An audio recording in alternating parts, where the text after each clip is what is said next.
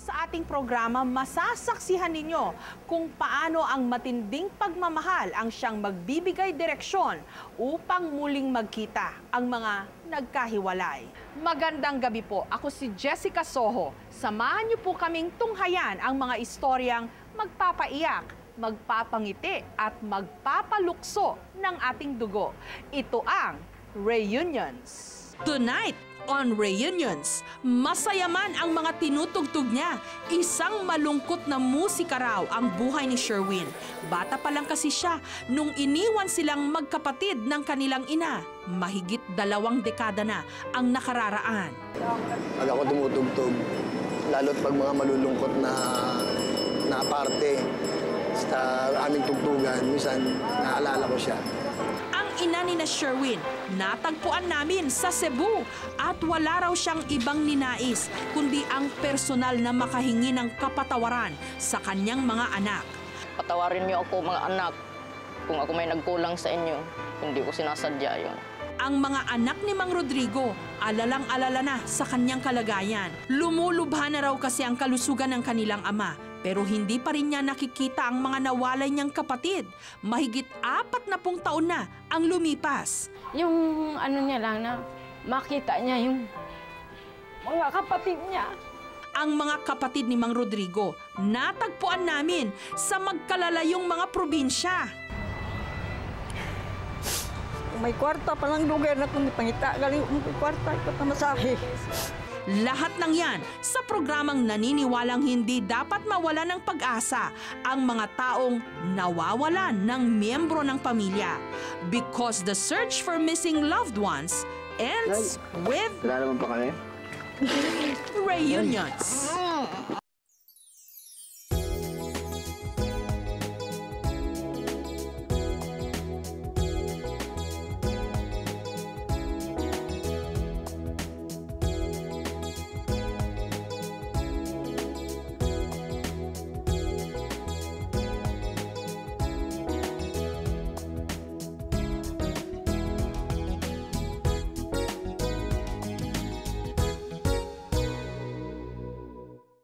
Lumaki ang magkapatid na Sherwin at Cheryl na malayo sa piling ng kanilang ina. Paslit pa lang kasi sila nung iniwan sa poder ng kanilang ama. Gayunman, wala silang hinanakit at wala silang ibang ninais, kundi ang kahit ilang saglit lang, madama ang pagmamahal ng isang ina.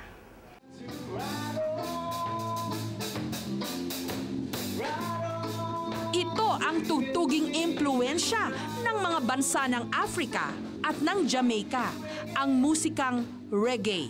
Sa isang bar sa Parañaque, tunog reggae ang bandang dinadayo rito, ang Barrio Morning Glory. Yung Barrio Morning Glory, isa sa pioneer na tumutugtog dito sa One Love Reggae Bar. Ever since na nagbukas kami, every Saturday night silang tumutugtog dito. Tapos maraming tumatangkilik sa music nila. Sa bawat gig ng grupo, talaga namang napapaindak ang kanilang mga fans. I always come here when I'm free time. And I enjoy the bar. Very good band. Nice songs, nice trip. Steady lang. Dito namin nakilala ang tumutugtog ng trumpets ng tropa, ang 27 anyos na si Sherwin. Sa husay nga niyang makipag-jamming, halos lahat napapagiling. Para sa amin lang, si Sherwin mahusay na musikero. May puso at diamak na pare-parehas namin mga gwapo. Ngunit gaano man daw kasigla ang mundo ng mga musikerong gaya ni Sherwin. Sa paghinto ng musika, naririnig naman niya ang himig ng sarili niyang pangungulila. Pangungulila sa kanyang ina na halos 2 dekada na niyang hindi nakikita. Tapos na naman yung gig namin. Kasi pagka may gig kami, kahit pa paano nagiging masaya ako kahit konting sandali. Ngayon, tapos na naman. Balik na naman sa dati. Naaalala ko na naman yung problema ko sa nanay ko. Kwento ni Sherwin, sanggol pa lang daw siya nung naghiwalay ang kanyang mga magulang.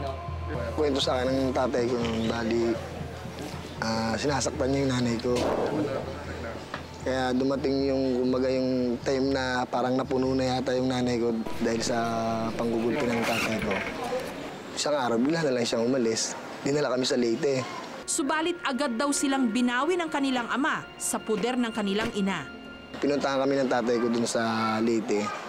Then parang kinuha niya kami.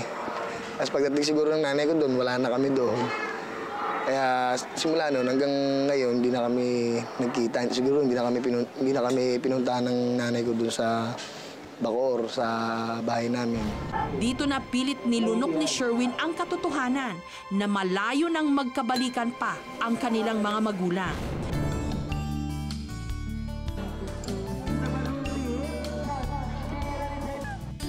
Kung sa gabi, isa siyang sikat na band member, sa umaga, kinakarir ni Sherwin ang pagiging music teacher. Po minsan po, ano po siya eh, palabiro po. Tapos, minsan po, bago po kami tumugtog, bibiroan muna po kami. At mukhang tama rin ang kasabihan na kung ano ang puno, siya rin ang bunga. Dahil mismo ang ama ni Sherwin na si Mang Bernardito, isa rin palang musikero. At kumbaga sa musika, nasa tono naman daw ang pagpapalaki sa kanila ng kanilang ama. Hindi raw kasi ito naging pabaya. Yung tatay ko kasi siyempre kahit paano, mayroon pa rin nagga-guide sa akin. Kaya sabi ko sa anak ko, anak, hindi mo masisisi ang nanay mo, kasalanan ko. Dahil nga kawawa mga anak ko eh. Lumaki mo, walang ina.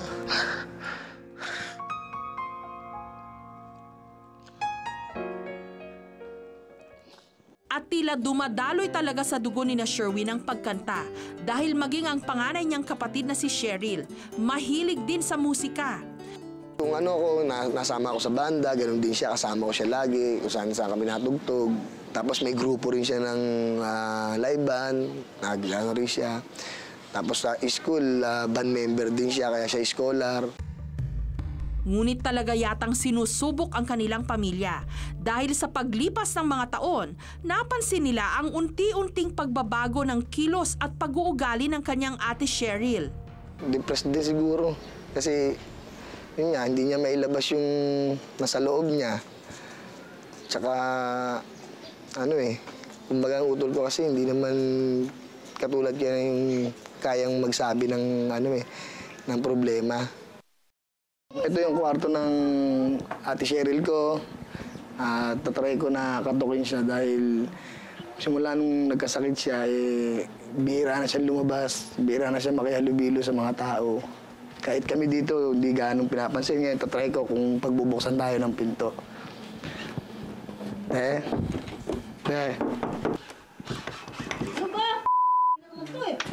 Hindi ka, tumlamas ka muna dyan. Sabi lang kita. Hindi ko alam kung may galit o dala ng sakit. Nang hindi natin alam sa kung ano yung nasa loob niya. Kaya, ewan ko lang ha. Try ko pa rin. Cheryl. Dahil sa pagkakaroon ng problema sa pag-iisip ng kanyang kapatid, mas lalong naging pursigido si Sherwin na matagpuan ang kanilang ina. Kaya pinilit ko rin hanapin talaga ang nanay ko dahil gustong-gusto rin yung gumaling yung utol ko eh. Makasakaling siya siguro, siyempre may hiya sa kanya sa haba ng panahon na hindi sila nagkita. Tapos di ba, pag nakita niya kahit may sakit siya, pwede bang hindi siya makinig.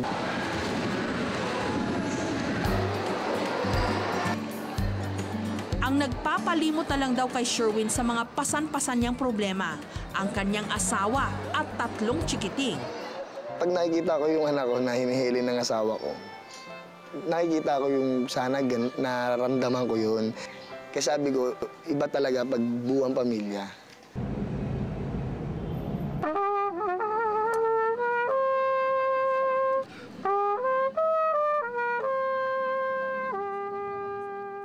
Ngunit kahit sinasaliwan ng malungkot na musika ang kanyang buhay, hindi pa rin siya nagpapadaig. Umaasa kasi siyang balang araw, makakarating din sa kanilang ina ang pagnanais nilang siya'y makita. instrumento ko na lang binubuhos yung hindi ko mailabas para sa nanay ko. Pag ako tumutugtog, lalo't pag mga malulungkot na parte sa aming tugtugan, minsan naalala ko siya.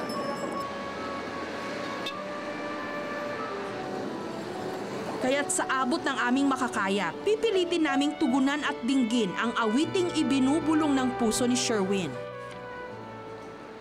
Ayon kay Sherwin, Perfecta Lego Regondola ang pangalan ng kanilang ina. 49 anyos na raw ito ngayon at ang huling balita nila, sa Cebu ito tumira.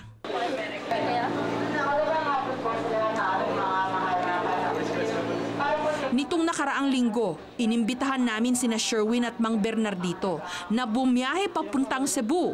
Kasama ang misis ni Sherwin, babiyahe kami ng mahigit kumulang 24 oras para marating ang Queen City of the South. Pero ano ang pakiramdam po na hindi ninyo naisama yung si Cheryl dito sa biyahe? Yun, yung isa pa na malungkot. Pero yun nga, sana kung magkita kami, sana sumama siya. Para kung hindi man sumama yung utol ko, yung kapatid ko, bali sana siya yung ano sa kapatid ko na baka sakaling gumaling, baka siya lang yung pwedeng maging way na para bumalik sa dati, sa normal yung kapatid ko. Sa paglayag namin sa karagatan, umaasa kaming malapit nang magwakas ang malungkot na tugtugin sa buhay ni na Sherwin. Samantala, bago pa man nakarating sa Cebu sila Sherwin, nauna na ritong naksaliksik ang isa pa naming grupo. Base kasi sa Comelec, isang Perfecta Lego Panilagan ang kasalukuyang nakatira sa San Fernando sa Cebu, kapangalan ng hinahanap na ina ni na Sherwin.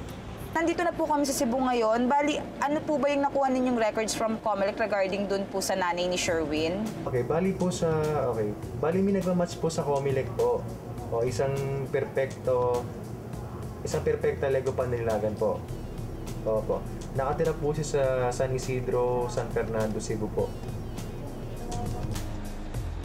Sa pagbabakasakaling, ito nga ang hinahanap naming ina ni Sherwin, dali-dali naming pinunto ng daan patungong San Fernando.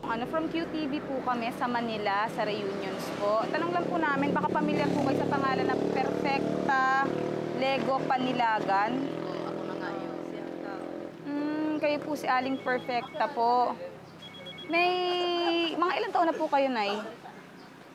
Mga 47. 47 years old na po kayo. Tila binubuenas kami nung mga oras na yon dahil wala pa mang 20 minutos, nakarating na kami sa Barangay San Isidro at nakaharap na namin ang tao na aming pakay. Naiwan po ba kayong anak sa Maynila, pamilya na naiwan sa Maynila? Mayroon po. Meron po. Ano po ang pangalan po? Si Sherwin Regondola, Cheryl, babae.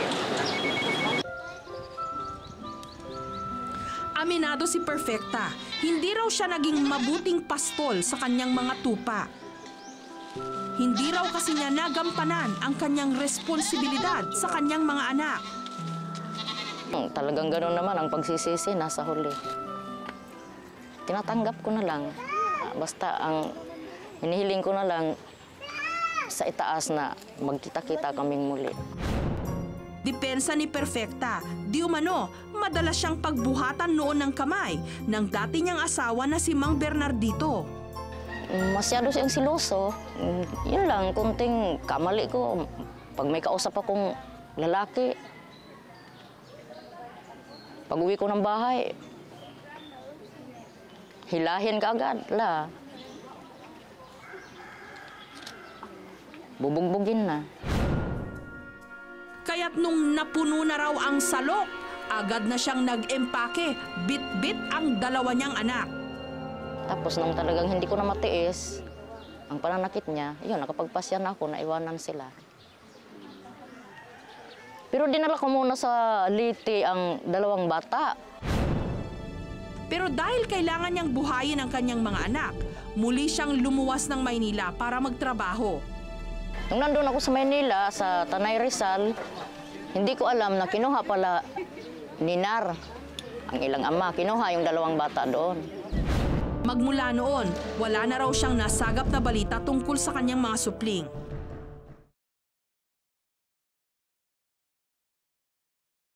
Gaano po na ikahirap mabuhay sa probinsya po?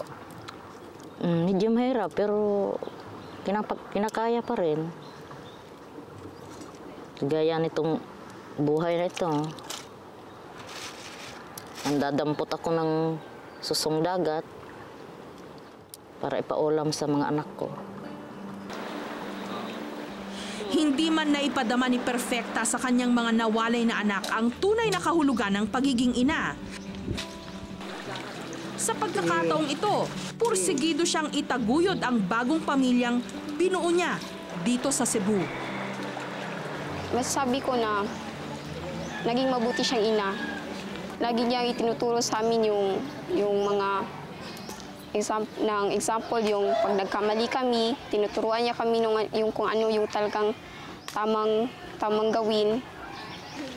Parang nangungulila siya sa kanyang mga anak. Gusto niya kasi magsama-sama kaming lahat eh. Kasi kami dito hirap. Tapos doon, hindi namin alam kung anong mga kalagayan nila doon. Kasi wala kaming balita. Yun kasi ang kanyang gusto kasi magsama-sama kami. Ang maganda rito, maging ang mga anak ni Perfecta sa kanyang bagong asawa, sabik na ring makilala ang kanilang mga hindi pa nakikitang kapatid. Sinabi ko na lang sarili ko na tatanggapin ko na lang ang mga kapatid ko kasi kadugo ko naman sila. Kaya gusto ko na rin sila makita. Gusto ko na makita. Kasi sabi kasi ako sa isang kuya. Wala naman silang kasalanan eh kung anong nangyari sa family namin. Wala naman silang kinalaman doon.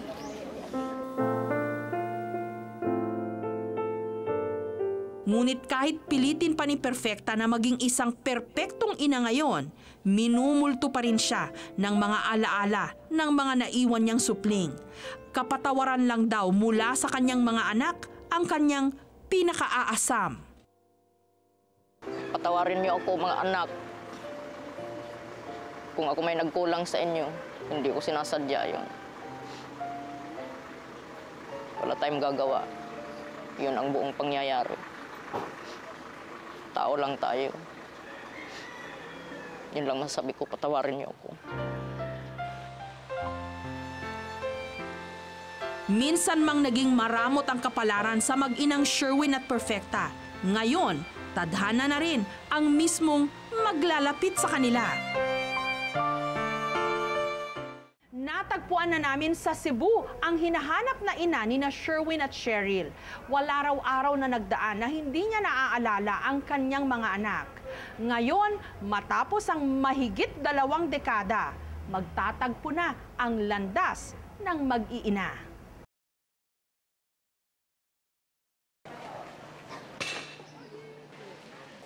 Samantala, naging magdamagan man ang biyahe sa dagat, hindi pa rin naaninagan ng pagod ang mag-amang Sherwin at Mang Bernardito. Maaga pa lang kasi, performance level na ang mag-ama. Panay ang kanilang ensayo sa kanilang instrumento na tila ba may pinaghahandaang konsyerto. Ang hindi alam ng mag-ama, may inimbita kaming audience para manood sa kanilang gig na hinintay pa ang mahigit 2 dekada para sila'y makita.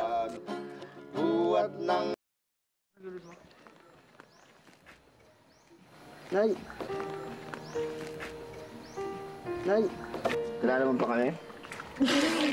Nay!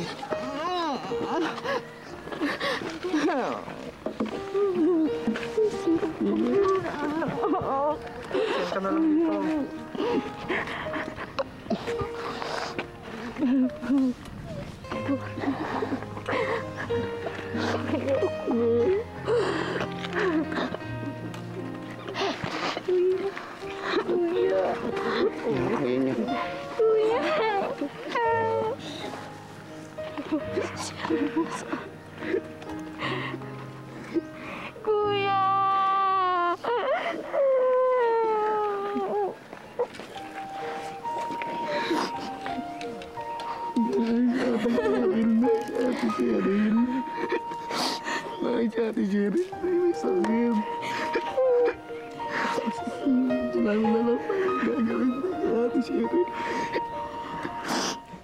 Sa higpit ng yakap ni Sherwin sa kanyang ina at mga kapatid, animoy narinig niya ang mga nag-aawitang anghel sa langit. Basta na kayo.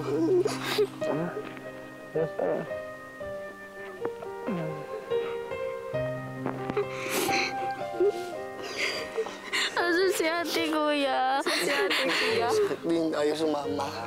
May Ayaw sakit. sumama ni ate. Ayaw sumama. Sabik mo kami sa'yo, kuya. Ang dating mag-asawa na sina Mang Bernardito at Perfecta, parang ibinaon na sa limot ang masalimuot nilang nakaraan. Nakuha pa nga nilang magbiruan.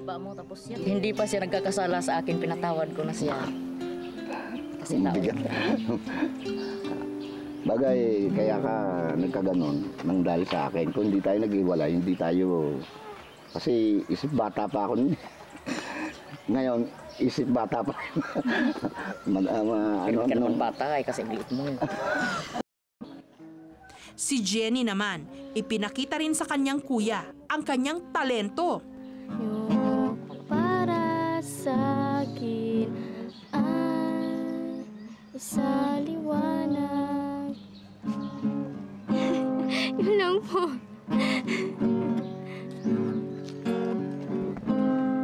Kuya, nahiya ako. Ayos naman eh. Okay lang dad. Ang lungkot naman. Napaiyak nga ako. Matapos ang walang patumanggang iyakan, nilunod ng mag-anak ang kanilang sarili sa hapagkainan. Nilulubos ang mga sandali, bumabawi sa mahigit 2 dekada nilang pagkakawalay. Sarapin mo nito. Sige na, nanay. Sige na. Papasok sa ilong nito. Nga. Titilap. Ano natin? Ganyan talaga mga artista. At dahil kilala ang Cebu bilang tourist destination, parang turista ang mag-anak nila Sherwin. Walang sawa sa pagkuha ng mga souvenir pictures na iuuwi nila pabalik sa Maynila. Lahat nga raw ng awitin, gaano man kalungkot o kasaya, tsak may katapusan. Hindi man natin alam kung paano ito magwawakas. Mas mahalagang matutunan natin itong sabayan. Lumulubha na ang kalagayan ni Mang Rodrigo at ang tangi na lang niyang paraang nakikita upang bumuti ang kanyang pakiramdam ay ang makita ang kanyang mga kapatid na 40 taon na siyang walang kabali-balita.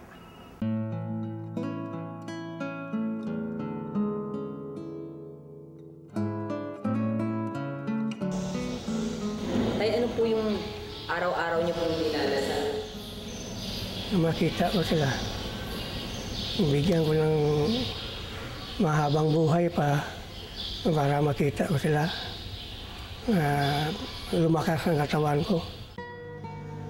Ito ang madalas na hinihiling ng 66 anyos na si Rodrigo sa Puong May Kapal, ang bumuti ang kanyang kalusugan at matapos na ang mahigit 40 taon niyang pangungulila sa 5 niyang mga kapatid. Tagal na, 1960 hanggang ngayon, hindi pa nakita-kita. Ilang year 2008 na. Kwento ni Rodrigo, dekada 60 pa raw nung paglayuin ng tadhana ang kanilang mga landas. Isa-isa raw kasi sila noong lumagay sa tahimik at wala rin naman daw silang pera para regular na mabisita o magkaroon man lang ng komunikasyon sa isa't isa. Sila ang unang umalis, paburias. Tapos, susunod kami pa Negros, Bacolod. Siyempre, hinahanap natin ang hanap buhay ba nga. Siyempre may pamilya ka, parang mabuhay pamilya mo.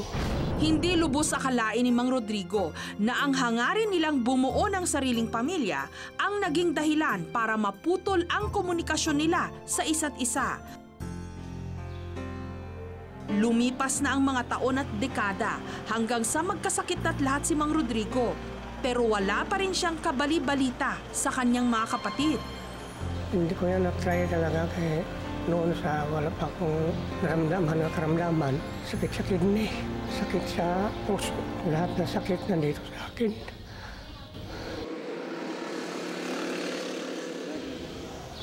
Ang paghihirap ng katawan at kalooban ni Mang Rodrigo, nasaksihan ng kanyang mga anak. Every time na, halimbawa, nag-uusap kami ipon-ipon, na pag-usapan namin yung tungkol sa nung kabataan pa kami, naisisingit niya yun ang tungkol din sa pamilya nila nung mga bata pa sila. Gusto niya rin ipadama yun. Yung niya lang na makita niya yung mga kapatid niya. Naawa ako kay Papa. Kapag nahihirapan din kami kasi dinadasal po talaga sa Panginoon na bigyan pa ng pagkakataon si Papa, yung bigyan siya ulit ng buhay para makasama sa amin habang makita niya yung ibang apo niya, yung sika na dasal ko makita yung mga kapatid niya. Kasi alam ko kapag makita yung mga kapatid niya, siya na siguro pinakamasayang tao sa mundo. At ngayong nasa banig ng karamdaman si Mang Rodrigo, mas lumalakas ang kanyang pagnanais na makita ang mga nawalay na kadugo. Para nga, habang buhay pa ako, dito sa mundo magkita kami. Nga hindi darating ang panahon nga. Hanggang pangarap lang, gusto ko silang makita para nga magkasama-sama kami. Nandito kami sa Imus.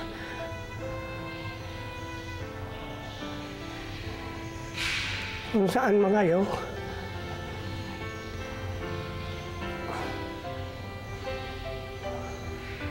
gusto ko sana makita kayo.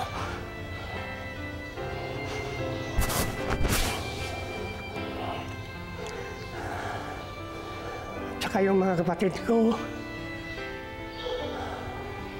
si Nulinsing, ng Garing Rosario, kasi Nisa Duming.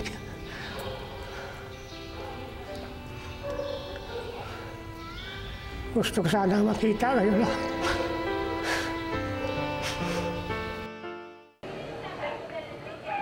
Ang 4 na dekadang paghahanap ni Mang Rodrigo sa kanyang mga kapatid, pipilitin naming matuldukan.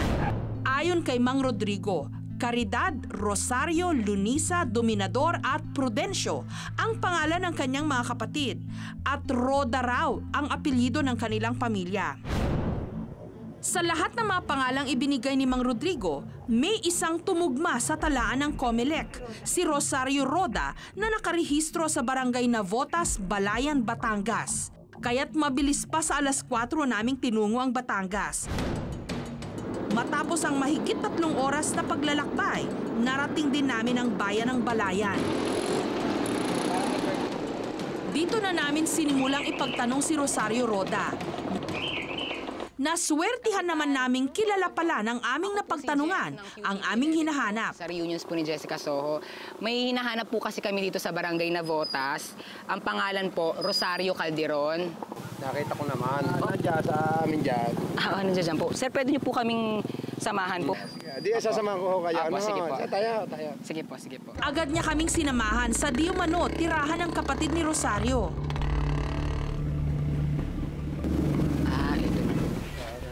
Si Calderon. Sa programa po ako ni Jessica Soho po, yung reunions po. Mabilis kaming nag-usisa sa naturang babae. Nay, tanungin ko lang po, kayo po ba si Rosario Calderon po? Ano po yung apelyido niyo po ng pagkadalaga po?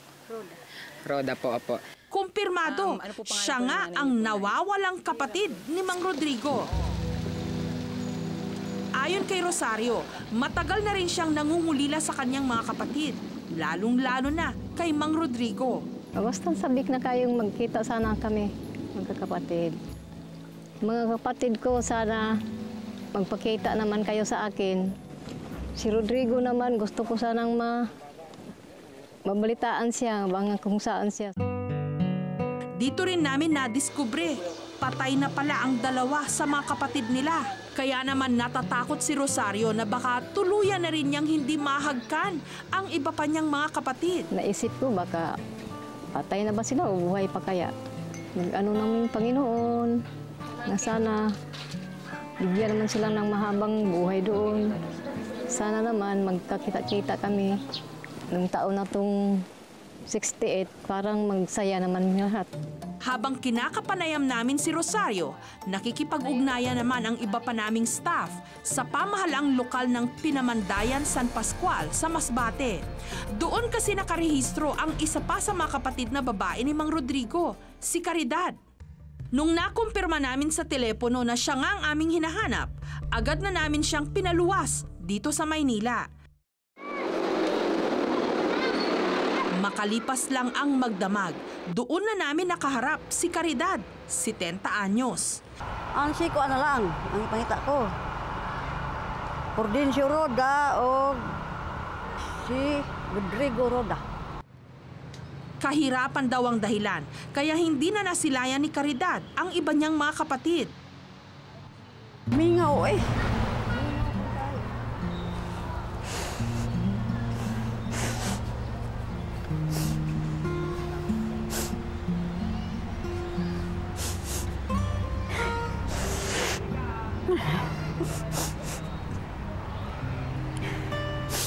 May kwarta pa lang lugar na kung pangita galing may kwarta ito pamasahe.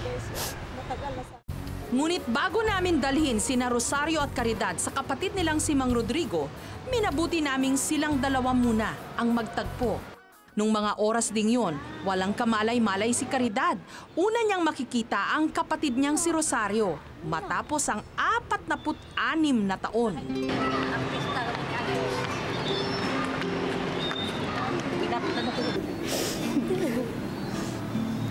Si Rodrigo, Rodrigo,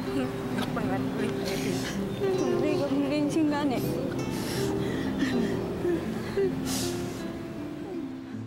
Dito na nagsimulang magkwentuhan ang dalawa. Kay gwa na ko pa ako makatrabaho kang Alvin. Di gini ka nga rin kaya Alvin Puntilar, bata ni Kuan.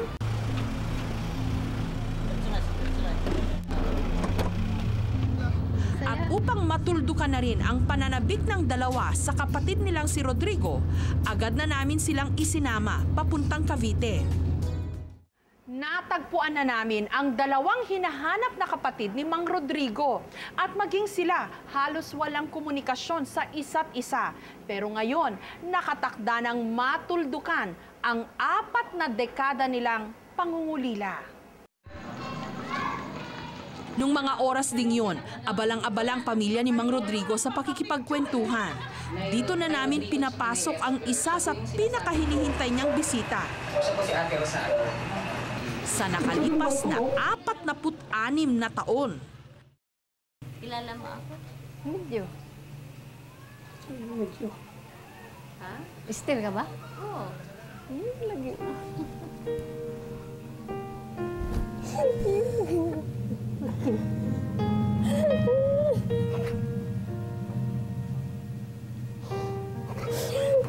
Kailan mo rin nakaabot? Tagal-tagal na itong panahon, nagkita. Saan mo ngayon? Nasa Batangas. Batangas. Batangas me. Ilang taon na kayo dyan? Nung mga sandaling yon, tila nanigurado pa si Mang Rodrigo. Mayroon kong tanong sa'yo. Sinong pangalan sa mong papa? Kulinario. Ay mong mama? Si Bira.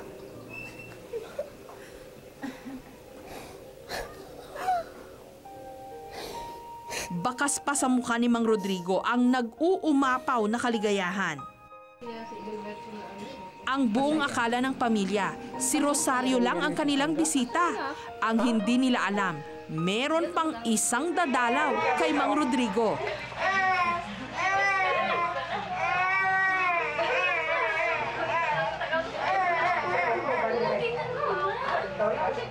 Pero may kung siya dyan sa... Ano ba yan, oh? May ano raw? Kamulangan ng anak. Si Kuan. Junicer. Boy. Boy, manantong kamungaan gani. Nantong karon boy. Tao sa ito. Kanina kay... May ano yung sista, patag-awon ka mo kung saan ako pagkab-kab. Ang kaninang pagbaha ng luha, biglang napalitan ng masarap na tawanan. Ha? Ano? Tingog mo. Ang muling pagtatagpo ng tatlong magkakapatid, ipinagdiwang sa pamamagitan ng munting salo-salo. Kita ang magkakapatid at saka magpipinsan. Salamat sa Panginoon. Mabuti na lang at kumapit ang magkakapatid na Caridad, Rosario at Rodrigo sa kanilang pananampalataya dahil hindi rin naman naging madamot sa kanilang nasa itaas. Binigyan pa nga sila ng pagkakataong muling maipadama ang kanilang pagmamahalan sa isa't isa. Tuloy po dito sa ating programang Reunions ang countdown na nasimulan natin sa Sana'y Muling Makapiling. At umabot na po sa 294 ang bilang ng mga taong nawawala na nahanap na natin at naibalik sa kani-kanilang mga pamilya. Sigurado pong madadagdagan pa ang bilang na yan basta't nariyan kayo na sumusubaybay at sumusuporta sa aming programa. Magandang gabi po. Ako si Jessica Soho. Magkita-kita po tayong muli. Kami pa rin ang inyong mga kaagapay sa puspusang paghahanap. Dito lang sa programang naniniwalang hindi dapat mawalan ng pag-asa ang mga taong nawawalan ng miyembro ng pamilya. Because the search for missing loved ones ends with reunions.